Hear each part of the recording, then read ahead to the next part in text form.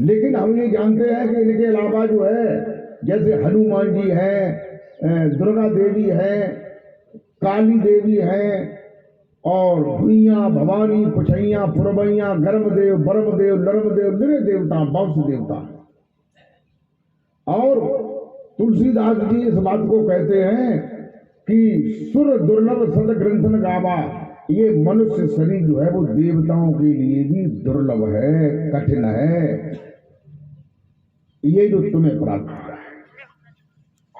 और आदमी को देखो, आदमी के लिए ये देवताओं की योनि जो है, देवता लोग भी ये चाहते हैं कि मुझे मनुष्य की योनि मिले।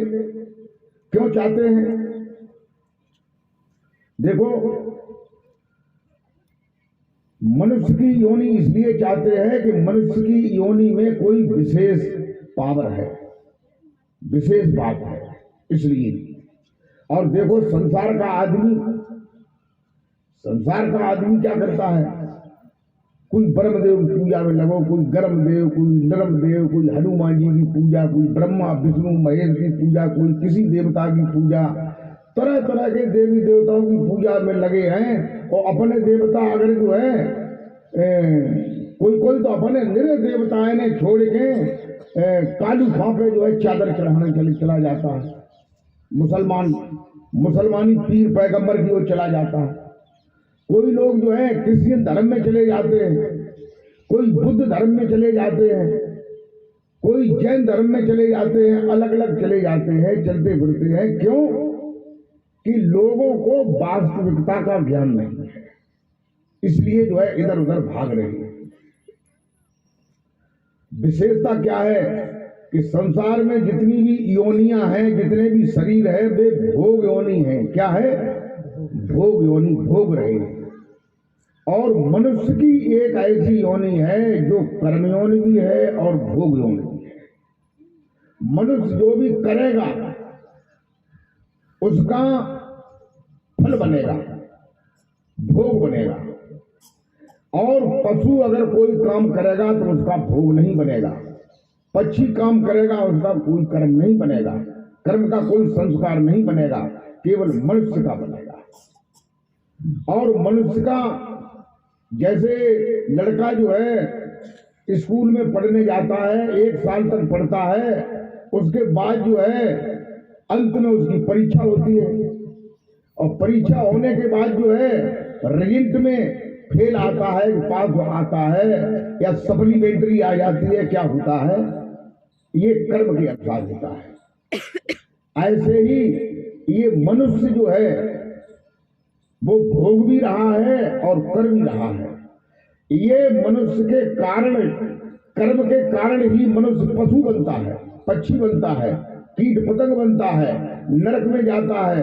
नरक में जाने का मतलब क्या है? निम्न योनियों में जाता है, उसका भोग भोगता है। और यही मनुष्य मोक्ष मुक्ति को प्राप्त हो जाता है तो इसका जन्म मरण जो है खत्म हो जाता है। प्रेमी भक्तों, मोक्ष मुक्ति क्या है? मोक्ष क्या है? देखिए, जितनी भी योनियां हैं उनमें सब में जो है काम, क्रोध, लोभ, मोह, अहंकार ये लगे हुए हैं, सबको लगे हुए हैं। चाहे पशु हो, चाहे पक्षी हो, चाहे कीट हो, चाहे पतंग हो, कोई भी हो, सबको ये लगा हुआ है। मनुष्य को भी लगा है। तो मनुष्य एक ऐसा जीवन है, एक ऐसी योनि है कि ये मोक्ष को प्राप्त कर सकती है, अन्य योनियां प्राप्त नहीं कर सकती है। क्योंकि ये साधन को जान सकता है, ये सद्गुरु को पहचान सकता है, पशु पक्षी नहीं पहचान सकते। वो स्वामी तुलसीदास जी ने कहा है, क्या कहा है?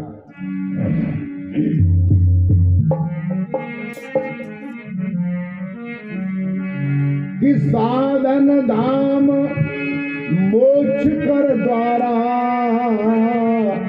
और पाए न जय परलोक समारा। साधन धाम मोक्ष कर द्वारा जी परलोक मोक्ष कर द्वारा आए जी परलोक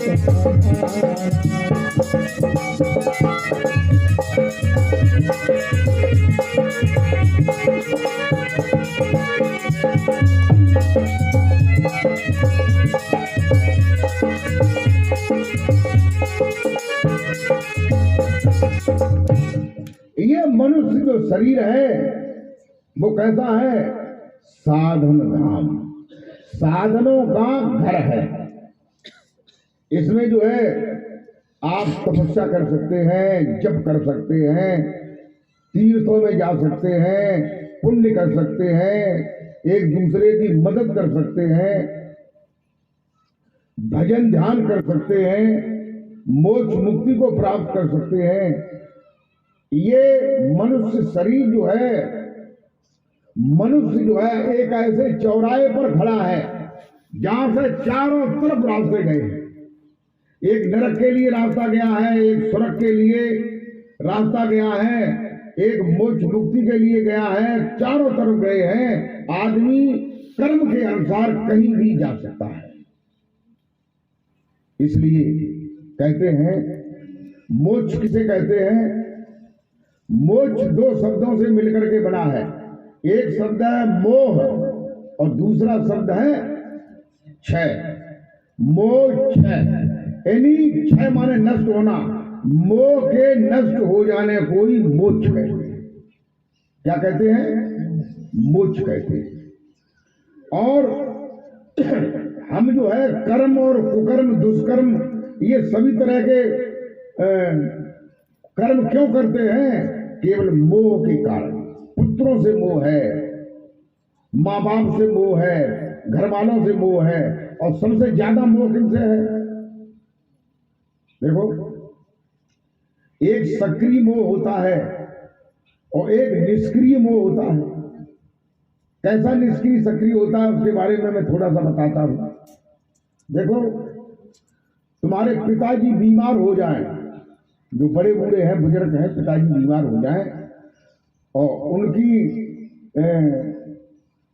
किडनी खराब हो जाए, उन्हें कैंसर हो जाए और डॉक्टर के पास जाए तो डॉक्टर ये कहे कि देखो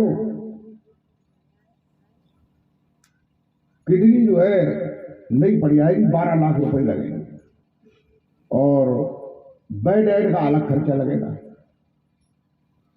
तुम लोग सोच समझ लो। तो घर वाले आपस में क्या बात करेंगे? भाई भाई आपस में बात करेंगे, लड़कों की पत्नियां बात करेंगी, जगह दर्दा तो बूढ़े ही है का ना। और घर में जो है हमारी बिटिया ब्याह के लिए है। अब 10 लाख रुपया अगर इन्हें दे दिए तो फिर ब्याह कैसे करे पड़ेंगे? कहा से जो है ना खुशामद करो, सेवा खुशामद। और जो वैसे मन वाले कहेंगे कि नहीं कहेंगे? अरे भाई बता, तो हम मुंह ढूंढने का दी हलाओ तो पता चले कि आप समझ रहे बात। तो ये कहेंगे कि भाई कोई बात नहीं, ना कि सेवा खुशामद करो, जो वैसे मर गए कुछ दिन बाद, क्यों 10 लाख रुपया खर्च करे हो? तो ये क्या है? निष्क्रिय मोह है। मोह तो है लेकिन निष्क्रियता है, उसमें कोई विशेष कोई लगाव नहीं है। और तुम्हारा लड़का बीमार हो जाए जो 14-15 साल का हो और बाकी किडनी खराब हो जाए और डॉक्टर का 15 लाख रुपया लगे, बेड को अलग खर्चा लगे और दवाई को अलग लगे, तो लड़का की मम्मी और पापा क्या कहेंगे? डॉक्टर साहब अब सब कैसे रुकी जाए? हम 15 लाख ना, हम 20 लाख रुपया दिए, हम डला बचाएंगे। कहेगा कि नहीं कहेगा? बताइए। तो ये कैसा सक्रिय मोह है? ये मोह ही हमारी जन्म और मरण का, मृत्यु का कारण है। इसी के कारण हम जो है संसार में धर्म, अधर्म, पाप, तरह तरह के कर्मों को करते हैं। प्रेम भक्तों, अब जो है, अब तुम ये विचार करो, तुमने ये विचार नहीं किया कि जैसा तुम्हारा ये पुत्र है, तुम्हारे 2 पुत्र हैं, एक लड़की है, ये शादी लायक हैं, ऐसे ही तुम पीछे भी शादी करके छोड़ के बूढ़े होके मर के चले आए। वे वहीं रहिए, घर वहीं रहियो, खेत वहीं रहियो, मकान वहीं रहियो, दुकान वहीं रही, सब चीज वहीं रही। अब कुछ टाइम बाद जो है जे लड़के को ब्याह करके उनकी बहुएं आई और बहुएं आए थे